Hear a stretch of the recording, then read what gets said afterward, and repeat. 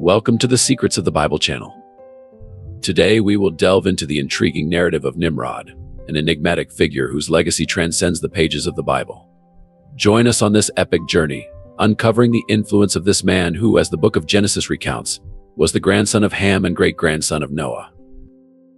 His story is a captivating tale of power, challenges, and mysticism. Before we proceed, we invite you to share our video, allowing more people to join us in each discovery and study of the scriptures. Learn more about Nimrod, the sovereign responsible for the construction of the Tower of Babel, often associated with the first Antichrist.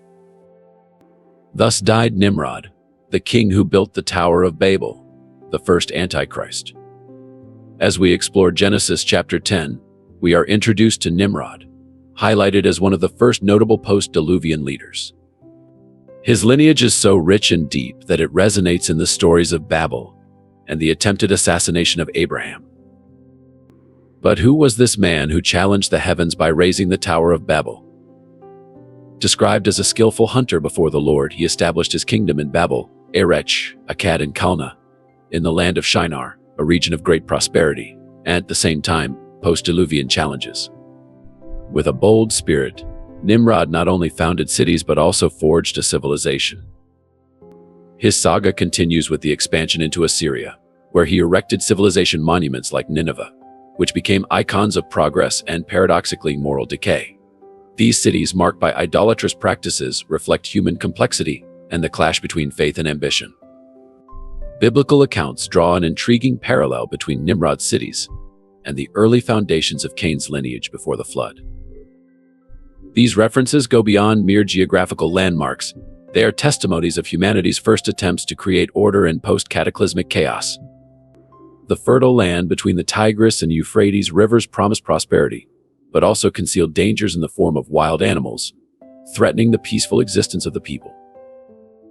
Nimrod, with his dark skin inherited from Cush and his imposing stature, stood out as a protector and provider, an almost mythical figure who dominated and united his people against natural threats. His influence was so vast that even today his name evokes stories of bravery and power. His reign, consolidated in strength and hunting prowess, is emblematic of human desire for security and social structure. Under his leadership, the first organized societies emerged, along with the concept of a unified kingdom under a monarch. Nimrod's legacy goes beyond physical strength. His shrewdness in leading people and establishing an organized kingdom is a testament to his vision. Under his command and leadership, fortified cities rose, providing refuge and prosperity under the protective shadows of their towering walls. Why settle for dispersion when unity can be achieved? This was Nimrod's philosophy. He not only proposed but executed the construction of fortresses not just as protective measures, but as symbols of a kingdom seeking something beyond mere survival. His aspiration was to leave an indelible mark on human history. The Bible immortalizes Nimrod not only as the architect of cities but as the founder of an empire that challenged the heavens themselves with the Tower of Babel, an act of audacity that resonates to this day. In a time when the world was still recovering from the ravages of a cataclysmic flood, Nimrod emerged as a monument to human resilience. In the lands of Babel, Erech, Akkad, and Calneh, fertilized by the receded waters of the Great Flood, he erected a kingdom recognized by the Bible as the first mention in its sacred scriptures. This kingdom was not just a marker of power but a testimony to human ingenuity and audacity. However, Nimrod's stature was not measured solely by the extent of his territorial conquests or the prestige of his architectural feats. Scripture warns us about his rebellious spirit. As he was a mighty hunter before the Lord, a phrase in Hebrew carrying connotations of tyranny. The term Jibber reflects the image of a tyrant, and Nimrod's translation evokes rebellion. This historical figure, described by the Jewish Encyclopedia as someone who incited rebellion against the divine, emerged as a herald of idolatrous and repugnant practices. In the dark pages of history, he is often regarded as the prototype of the Antichrist, embodying the opposite of monotheistic values. Tradition also tells us about Semiramis, his wife, who, after Nimrod's death, was exalted to divinity by the Babylonians. In those times, access to nobility was secured through sacrifices and accounts. Mentioned rituals involving human sacrifices, a gruesome tribute to ensure privileges and favors. The worship of Mooch, where children were believed to be sacrificed by fire, was an expression of adoration that generated division among the Babylonians. Some agreeing, others refuting, culminating in Nimrod's eventual death. The consequences of these acts resonated through generations, leaving a legacy of shadows and mysteries in Nimrod's lineage and the construction of the Tower of Babel. In this context, we find the primordial human conflict between vanity and transcendence.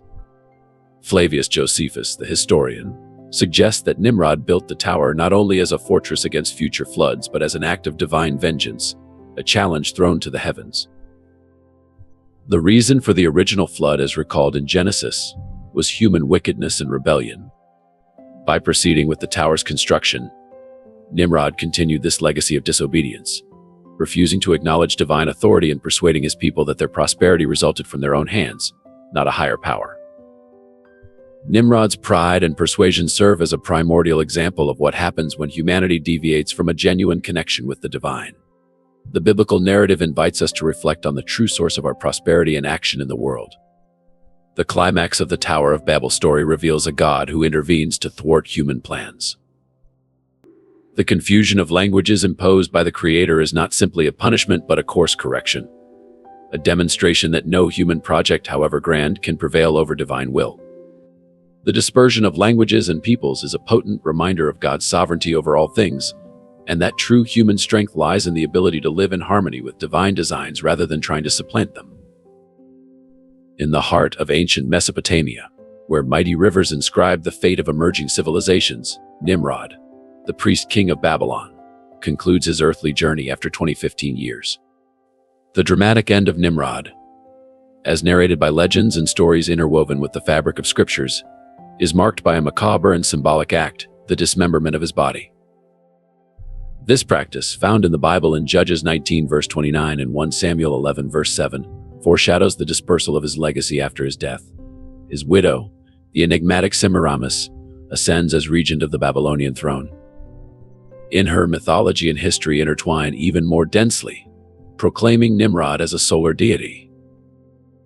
In a power maneuver conceived in the ancient halls of power, Semiramis skillfully transforms her sins, betrayal, and adultery into myth.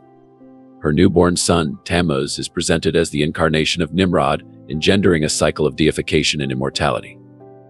In the fertile territory of Babel, later recognized as Babylon, the remarkable Sumerian civilization emerged, predating the Great Flood. This civilization stood out for its sudden and advanced knowledge in laws, urban planning, writing, and multidisciplinary wisdom, witnessing human genius at the dawn of time. Later recognized as Babylon, this civilization sequentially influenced Egypt, etching its history as the oldest known civilization. However, Babylon also became synonymous with practices that future generations would condemn. 1.